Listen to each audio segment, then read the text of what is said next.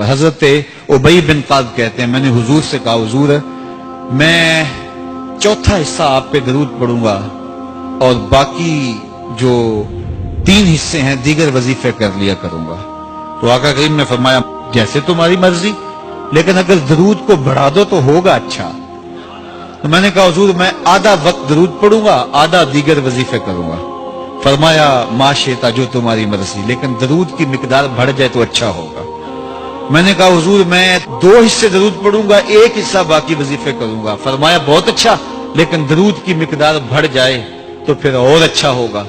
عرض کی حضور میں پڑھوں گا ہی درود، میں سارا وقت ہی درود پڑھوں گا. تو سنو میرے حضور نے کیا کہا، یہ ترمذی کی روایت ہے. حضور نے فرمایا پھر تیرے سارے دکھ مٹ جائیں گے، سارے گناہ معاف کر دیے جائیں گے. تو اس لیے کثرت کے ساتھ حضور پہ درود پڑھیں. حضور اس بات کو پسند کرتے تھے کہ میری امت میرے اوپر درود پڑھے اور رب ان پر رحمت نازل کرے. کیا پسند تھی حضور کی کہ میری امت مجھ پہ درود پڑھے اور میرا رب رحمتوں کا نزول کرے. صحیح مسلم میں روایت ہے جو میرے اوپر 1 مرتبہ درود پڑھتا ہے اللہ اس پہ 10 رحمتیں نازل کرتا ہے. اللہ اکبر. اور اگر درود کے ساتھ سلام بھی ہو تو مجھے ایک شعر اتنا اچھا لگتا ہے تو سادہ سا، پتہ نہیں اس کا وزن بھی ٹھیک ہے نہیں، کسی سادے سے بندے نے کہا ہے لیکن مجھے بڑا پسند آیا. بعض روح کھینچ لیتے ہیں نا. کسی نے کیا خوب کہا کہ درود پڑھنے سے ثواب ملتا ہے، سلام پڑھنے سے جواب ملتا ہے.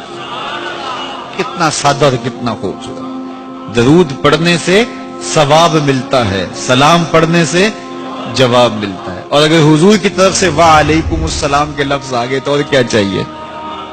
اس لیے کثرت سے حضور کو سلام کرو.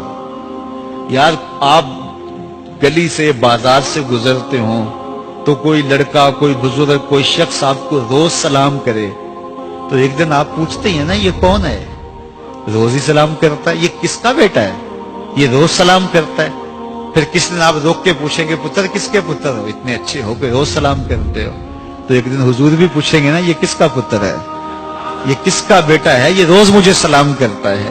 تو پھر حضور سے تعارف ہو جائے گا. اس لیے حضور کو سلام کیا کرو. حضرت ابو درداء رضی اللہ تعالیٰ عنہ کہتے ہیں میں حضور کی بارگاہ میں جب آقا نے فرمایا نا کہ جمعے کے دن کثرت کے ساتھ میرے پہ درود پڑا کرو، تو میں نے عرض کی حضور جب آپ وصال کر جائیں گے تب بھی یہ عمل جاری رکھیں. تو حضور نے فرمایا اللہ نے مٹی پہ حرام کر دیا نبیوں کے جسموں کو کھائے.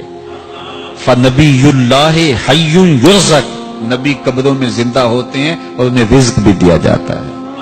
اس لیے جمعے کے دن کثرت کے ساتھ میرے اوپر درود پڑھو، میرے اوپر سلام پڑھو. اللہ اکبر. تو حضور فرماتے مجھے یہ بات پسند آتی ہے کہ کوئی میرے پہ درود پڑھے اور پھر رب اس پہ رحمت نازل کرے.